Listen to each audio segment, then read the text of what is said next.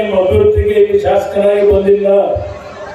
ಅಲ್ಲಿ ಯಶವಂತಪುರದಲ್ಲಿ ಯಾವ್ಯಾವ ಬೆಟ್ಟ ಗುಡ್ಡಗಳು ಕೆಲಸ ಮಾಡದೆ ಲೂಟಿ ಹೊಡೆದು, ಸರ್ಕಾರ ದುಡ್ಡು ಲೂಟಿ ಹೊಡೆದು, ಇವತ್ತು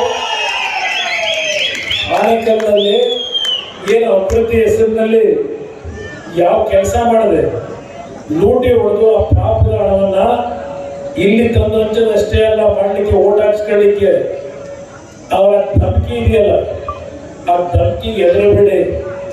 ಈ ಚುನಾವಣೆ ಮುಗಿದ ಮೇಲೆ ಧಮಕಿ ಎಲ್ಲ ನಡೆಯೋದಿಲ್ಲ. ಇಲ್ಲಿ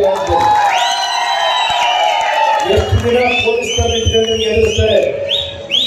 ನಾವು ಕಾಣ್ತೀರ ಪೊಲೀಸ್ನರ ಇವತ್ತು ಇಲ್ಲಿರ್ತಾರೆ, ನಾಳೆ ಈ ಕಡೆಗೆ ಹೋಗ್ಬಿಡ್ತಾರೆ.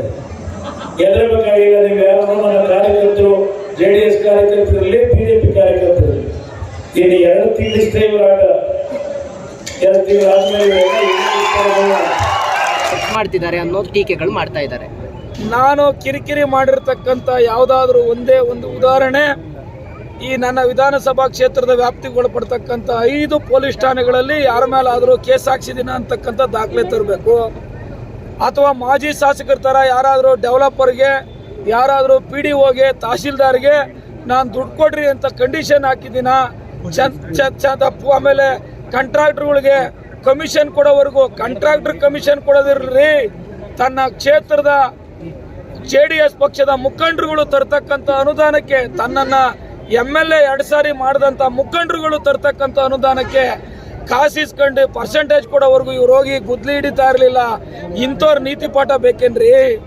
ಇಂಥವ್ರ ನೀತಿ ಪಾಠ ಇವ್ರ ಯೋಗ್ಯತೆಗೆ ನೆಲಮಂಗಲ ವಿಧಾನಸಭಾ ಕ್ಷೇತ್ರದ ಜನ ಒಬ್ಬ ಸಾಮಾನ್ಯ ಯುವಕನಿಗೆ 85,000 ಮತ ಹಾಕಿ 32,000 ಮುನ್ನಡೆ ಕೊಟ್ಟು ಆಶೀರ್ವಾದ ಮಾಡಿದ್ದಾರೆ.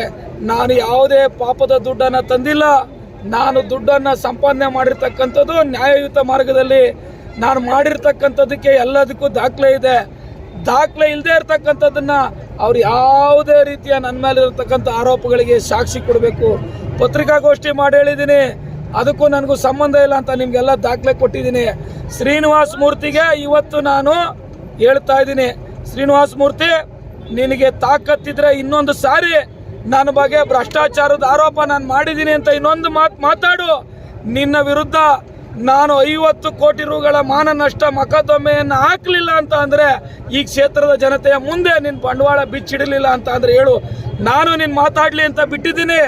ನನ್ನ ಹತ್ರ ದಾಖಲೆ ಇದೆ. ನನ್ನ ಪತ್ರದ ಮುಖೇನ ನಾನಿವತ್ತು ಸ್ಪಷ್ಟವಾಗಿ ನಾನು ಮಾಹಿತಿ ಪಡ್ಕೊಂಡಿದ್ದೀನಿ ನೀನು ಮಾಡಿದಂಥ ಪ್ರೆಸ್ ಮೀಟ್ಗೆ. ನಿನಗೆ ತಾಕತ್ತಿದ್ರೆ ಇನ್ನೊಂದು ಸಾರಿ ನನ್ನ ಮೇಲೆ ಕಳಬಿಲ್ ಇರ್ಬೋದು, ಇನ್ನೊಂದು ಬಿಲ್ ಇರ್ಬೋದು ಅಂತ ಮಾತನಾಡು. ಅದ್ರ ಪರಿಣಾಮ ನೀನು ಎದುರಿಸ್ತೀಯ. ನಾನು ಯಾವುದೇ ಕಳಬಿಲ್ ಮಾಡೋಕ್ಕೆ ಸಾಧ್ಯ ಏನ್ರಿ? ಇವತ್ತು ನೋಟಿಸ್ ಆಯ್ತಾ? ನನ್ನ ಮೇಲೆ ಯಾವ್ದಾದ್ರು ತನಿಖೆ ನಡೀತಾ ಇದೆಯಾ? ಲೋಕಾಯುಕ್ತಲ್ಲಿ ಏನಾದರೂ ನನ್ನ ಮೇಲೆ ಕಂಪ್ಲೇಂಟ್ ಇದೆಯಾ?